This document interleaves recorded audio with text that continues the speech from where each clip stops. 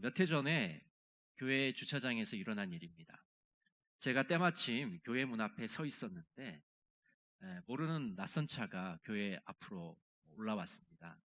아마 잘못 길을 들어서 회차를 하려고 하는 것 같더라고요.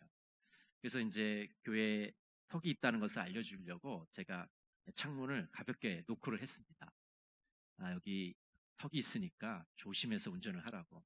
여자분이셨는데 알겠다고 그러고 이제 그렇게 이제 말을 마쳤는데 그 옆에 조수석에 남편같이 보이는 남자분이 계셨는데 갑자기 저한테 소리를 지르시는 거예요. 뭐라고 소리를 지르냐면, 야, 내가 웬 참견이냐, 우리 일은 우리가 알아서 할 테니까 신경을 꺼라 그러면서 막 흥분을 해가지고 고성을 지르는 겁니다. 그러니까 저는 좀 당황스럽기도 하고 아마 이 사람은 분노 조절 장애가 있구나라는 추측을 하게 되었습니다. 여러분 아시는 것처럼 이 분노 조절 장애는 이 작은 일에도 쉽게 흥분을 하고 한번 흥분을 하게 되면 쉽게 조절하지 못하는 것입니다.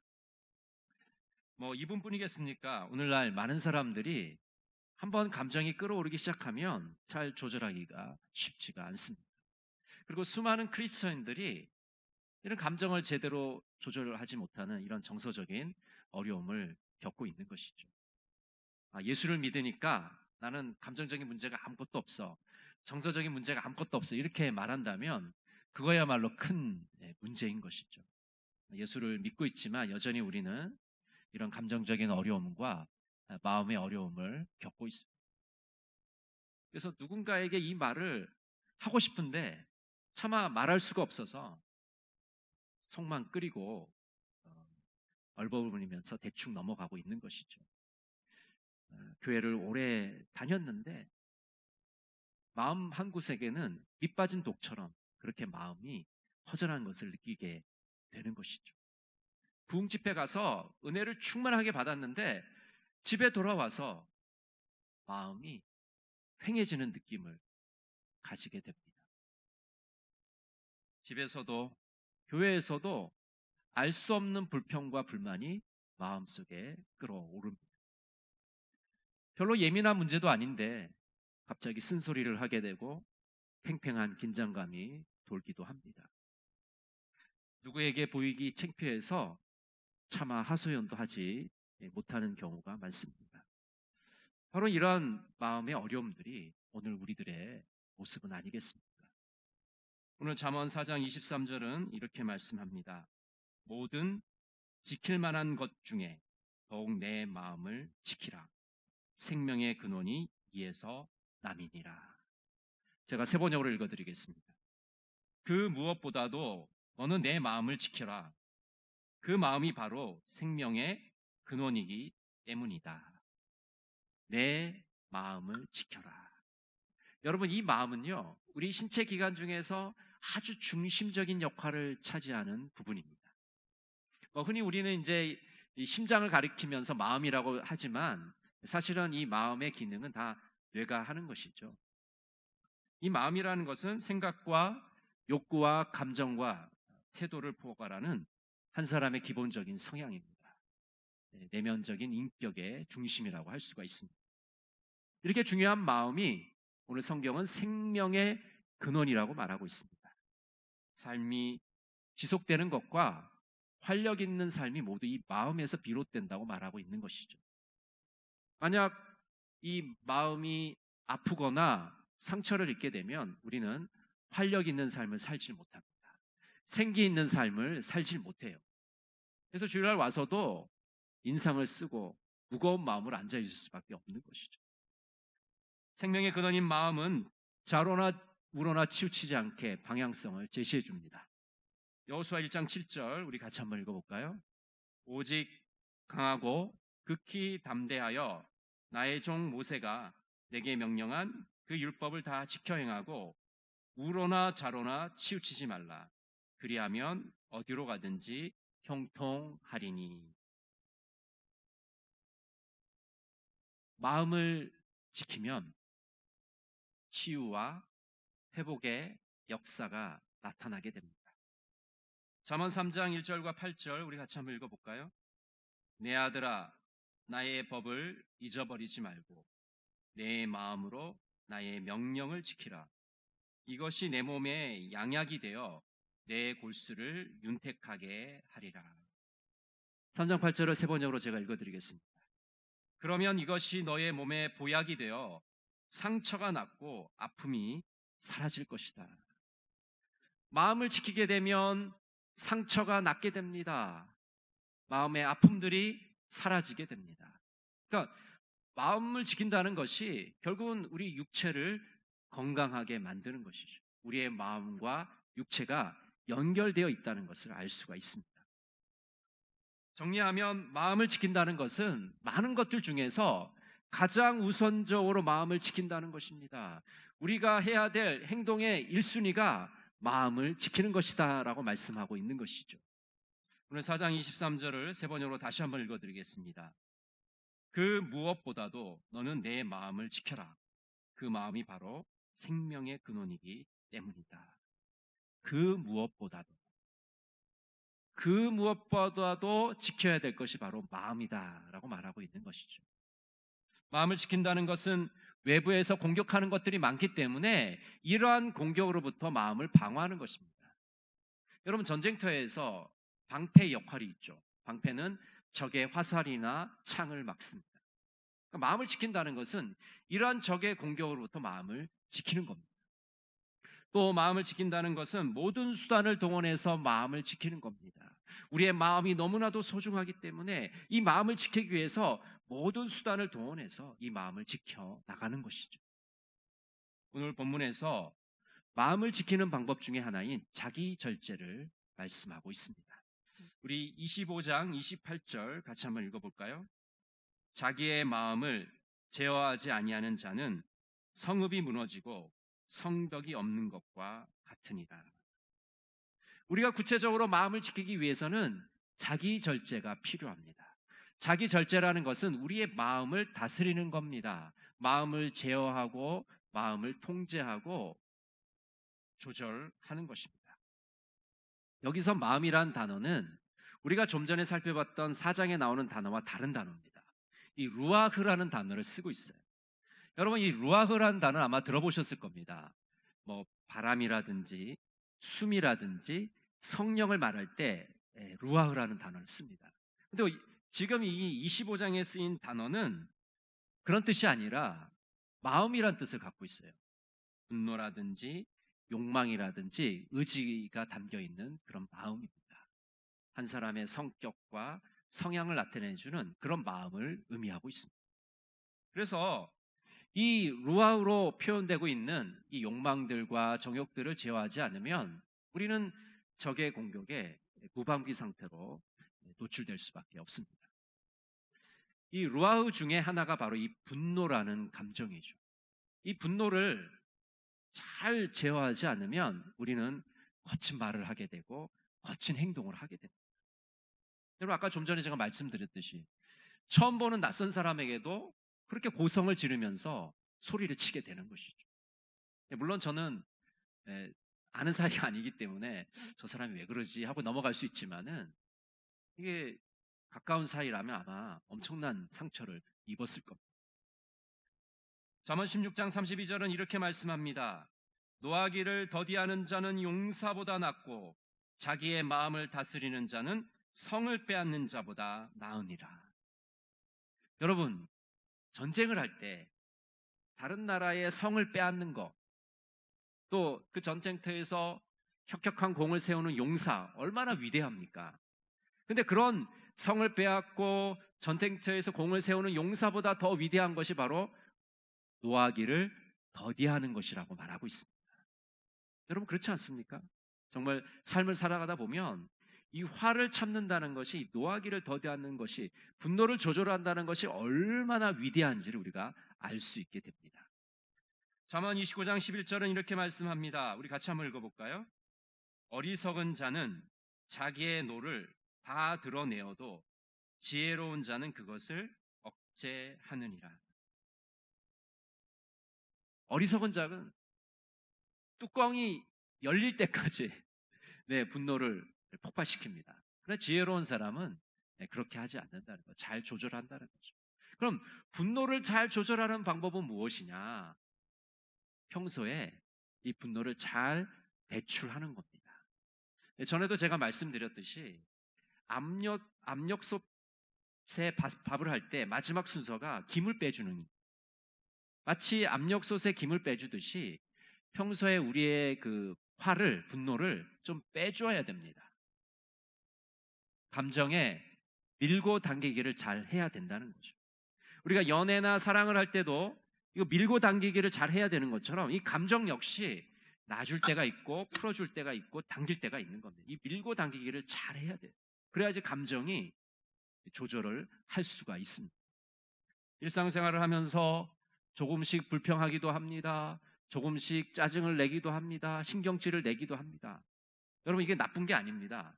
아주 정상적인 거예요. 근데 때로는 어떤 사람은요, 아주 천사와 같은 사람이 있어요. 그래서 상대편의 모든 것을 다 받아주고 참고 인내하고 한 번도 화를 내지 않아요.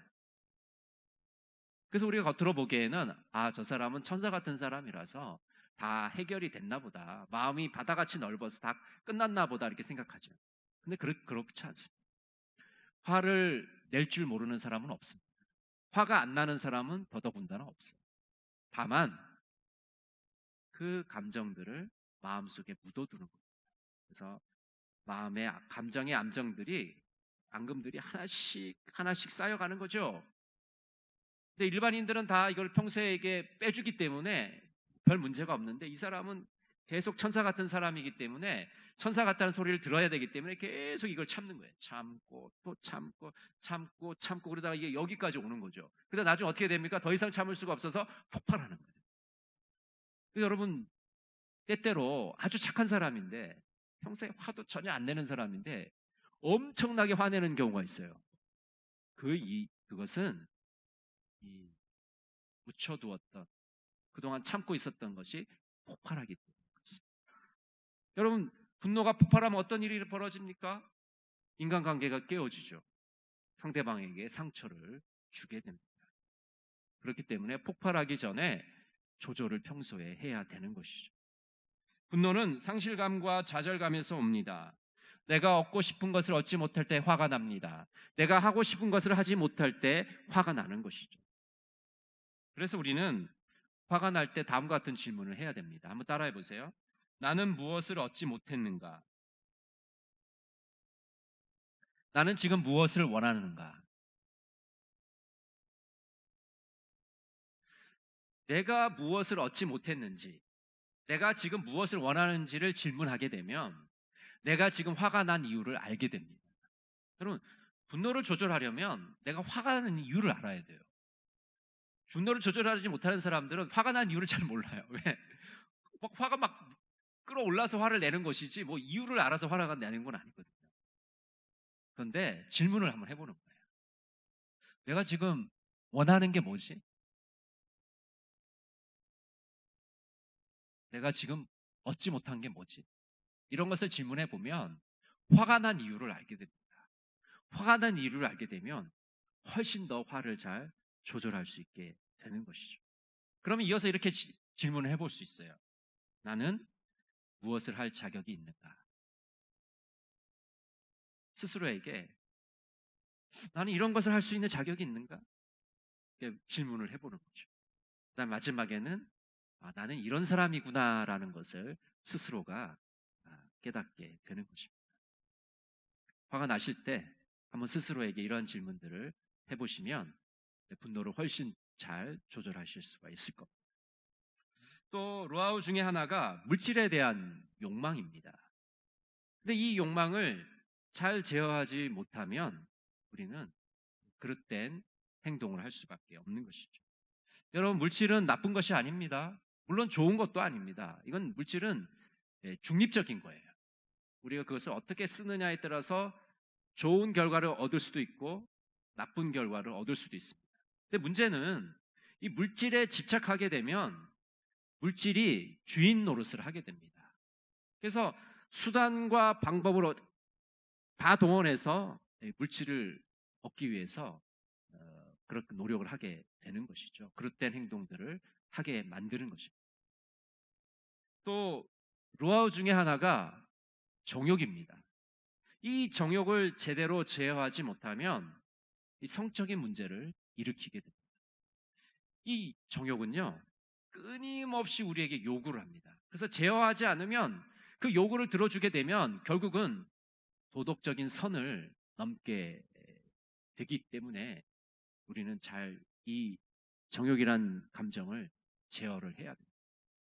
정욕을 다스리기 위해서는 끊임없이 자기 자신을 쳐서 복종시켜야 됩니다. 아이고, 나는 이성 문제에 넘어가지 않아. 이성 문제에 깨끗해. 이렇게 장담하면 장담할수록 이성 문제에 넘어질 가능성이 높아지는 것입니다. 그래서 끊임없이 자기 자신을 쳐서 복종시켜야 되는 것입니다. 이처럼 절제하지 못하면 성읍이 무너지고 성벽이 없는 것과 같습니다. 여러분, 고대 사회에서 성벽이 없다는 것은 그 성읍의 존속을 보장하지 못하는 것입니다. 만약 성벽이 없다면 적의 침입에서 그 성을 보호할 수가 없기 때문입니다. 그러니까 싸워보지도 못하고 일방적으로 당하는 것이죠. 이처럼 마음을 다스리지 못하면 심지어 생명까지도 지킬 수가 없습니다. 온갖 죄악의 공격에 무너질 수밖에 없습니다. 사단은 성벽이 없는 성읍을 아주 쉽게 장악합니다. 그래서 우리가 마음을 제어하지 않으면 사단의 밥이 되는 것이죠. 반면에 지혜로운 사람은 마음을 잘 다스리는 사람입니다. 마음을 잘 다스리는 사람은 난공불락의 요새와도 같습니다. 마귀가 함부로 쳐들어오지 못하는 것이죠. 그리스도인들은 예수님을 만나게 되면 마음의 변화가 찾아오게 됩니다. 마음의 변화를 구체적으로 우리가 체험하기 위해서는 이 다음과 같은 기도를 드려야 됩니다. 먼저 기도할 때 우리의 마음에 있는 그 감정들이 수면 위로 떠오르도록 만들어야 됩니다. 대부분의 경우 마음속에 있는 이런 감정들은 아주 깊이 수면 아래에 잠겨져 있습니다. 특별히 부정적인 감정이라든지 다른 사람에게 받은 상처들은 아주 깊숙이 묻혀 있어요. 본인이 묻어놓고서도 까먹을 정도로 그렇게 깊숙이 묻혀 있습니다. 그래서 우리는 기도 가운데 깊은 곳에 묻혀있는 이런 마음들을 떠오르게 해야 됩니다. 그러나 이런 작업들은 결코 쉬운 작업들은 아닙니다. 아주 고통스러운 작업입니다. 그런데 이런 작업들을 거쳐야지만 이 수면 밑에 가라앉았던 감정들이 수면 위로 떠오르게 되는 것이죠. 그리고 우리는 이어서 그런 마음의 상태를 주님께 고백해야 됩니다. 주님, 제 마음이 너무 고통스럽습니다. 쓰라립니다. 주님, 지금 너무 화가 납니다. 지금 너무 떨리고 두렵습니다. 너무 부끄럽고 수치스럽습니다. 마음속에서 느껴지는 그대로 주님께 아뢰야 되는 겁니다. 주님께 그것을 있는 그대로 드리면 됩니다. 그리고 자신의 마음을 변화시킬 수 없음을 인정하고 주님께 모든 것을 맡기면 되는 것이죠. 우리는 우리 자신을 변화시킬 힘이 없습니다. 우리를 변화시킬 힘은 우리 안에 있는 것이 아니라 우리 밖에서 오는 겁니다. 주님께서 우리에게 주시는 겁니다. 성령께서 우리에게 역사하시는 겁니다. 성령께서 우리의 마음에 찾아오실 때 비로소 우리는 그 변화를 체험할 수 있게 되는 것이죠. 하나님께 맡겼으면 하나님의 말씀에 순종해야 됩니다. 순종 없이는 변화는 불가능합니다. 변화는 찾아오지 않습니다. 한번 따라해 보실까요? 순종할 때 변화가 나타난다. 하나님 말씀에 우리가 순종하게 되면 우리 마음속에 있는 이런 어려움들, 정서적인 문제들, 또 이런 여러 가지 복잡한 감정들이 하나씩 하나씩 해결되어지고 하나님께서 우리를 치유하시는 것을 경험하게 됩니다. 한 남학생이 상담실을 찾아왔습니다. 상담하시는 분이 그 남학생에게 이렇게 물었습니다. 무슨 문제가 있나요? 네, 저는 대인관계를 잘 못합니다. 특별히 여학생들하고 얘기할 때 말을 잘 못하겠어요. 왜 말을 할 수가 없나요? 저는 이중인격자이기 때문입니다. 제가 이중인격자라는 것을 여학생들이 알기 때문에 저는 말을 할 수가 없어요. 남학생은 말을 하면서 여전히 떨고 있었습니다. 모든 것에 자신감이 하나도 없어 보였습니다. 언제부터 다시 자신이 이중인격자라는 것을 알았나요? 초등학교 때요. 누가 말해줬나요? 초등학교 4학년 때인데 선생님이 그렇게 말씀하셨어요. 제가 쉬는 시간에 장난을 치고 있었습니다. 그런데 아이들은 선생님이 오는 것을 보고 모두 제자리에 앉았습니다. 근데 저는 그것을 보지 못했어요. 그래서 저만 걸린 거죠. 선생님은 저에게 이렇게 말했습니다. 너는 교회도 다니는 녀석이 그렇게 쉬는 시간에 혼자 떠드냐? 너는 이중인격자다. 그래서 알게 된 것이군요. 네. 주님이라면 쉬는 시간에 떠드는 학생에게 이중인격자라고 말했을까요? 그렇게 하지 않았을 것 같아요. 상담자는 그 남학생의 손을 꽉 붙잡고 함께 기도를 하였습니다. 주님은 그 남학생을 묻고 있는 결박을 아셨습니다. 그것은 그 학생을 아무것도 할 수 없는 자로 만드는 결박이었습니다. 선생님이 무심코 내뱉은 그 한 말을 악한 영은 사용해서 그 남학생이 아무것도 할 수 없는 자로 만들었던 것입니다. 저는 그때 이후로 완전히 변했어요. 그전에는 학교에서도 재밌고 즐겁게 놀았는데 그 후로는 학교 가는 것이 무섭고 자신이 점점 없어졌습니다. 상담자가 학생에게 이렇게 물었습니다. 주님이라면 학생에게 뭐라고 말씀하실까요?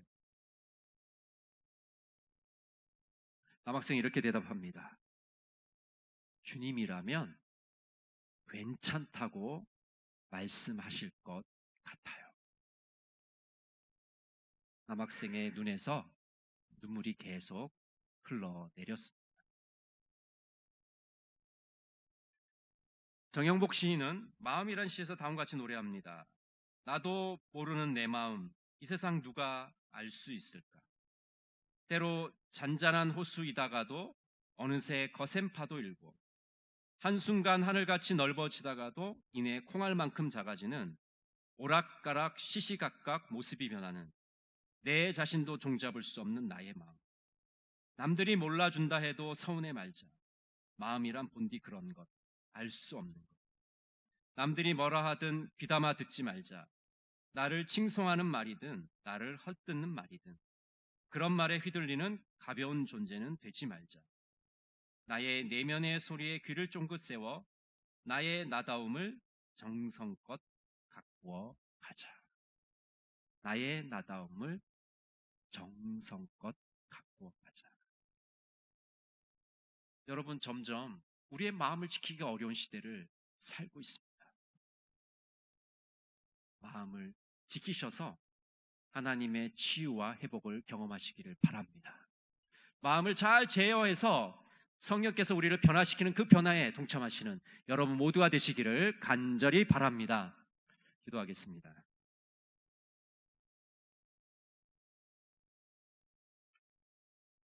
사랑의 하나님, 코로나 시대를 살아가면서 때로 우울하기도 하고 때로 화가 치밀어 오르기도 합니다. 우리의 마음을 지키게 하옵소서. 마음을 잘 제어하여서 변화와 치유를 경험할 수 있도록 인도하여 주시옵소서. 예수님의 이름으로 기도드립니다.